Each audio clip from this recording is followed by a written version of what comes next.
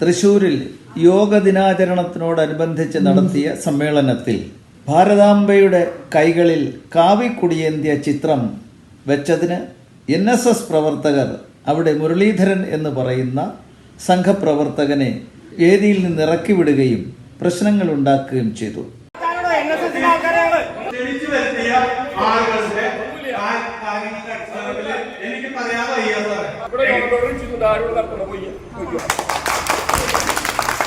NSS പരിപാടിയിൽ മന്നത്ത് പത്മനാഭന്റെ ചിത്രത്തിനൊപ്പം കാവിക്കൊടി പിടിച്ച ഭാരതാംബയുടെ ചിത്രം വയ്ക്കാൻ തുണിഞ്ഞ RSS നേതാവിനെ ഇറക്കിവിട്ട് NSS കരയോഗാംഗങ്ങൾ. തൃശൂർ മാളയിൽ NSS സംഘടിപ്പിച്ച യോഗാദിന പരിപാടിയിലാണ് ഭാരതാംബ വിവാദവുമായി ബന്ധപ്പെട്ട പുതിയ പ്രശ്നം അരങ്ങേറിയത്.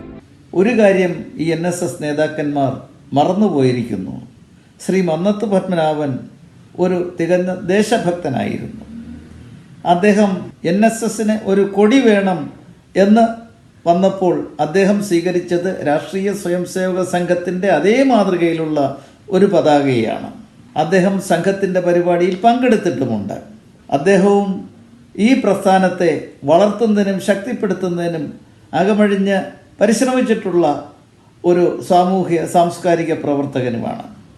ഇന്നത്തെ NSS നേതാക്കന്മാർ ഇടത് വലത് മുന്നണിയുടെ പിന്നാലെ നടന്ന് നക്കാപ്പിച്ചയ്ക്ക് വേണ്ടി കൈനീട്ടുന്ന അവർക്കൊരു പക്ഷേ രാഷ്ട്രീയ സ്വയംസേവക സംഘം ആരാധിക്കുന്ന ഭാരതാംബയുടെ ചിത്രം വെച്ചതിൽ നോവുന്നുണ്ടാകും.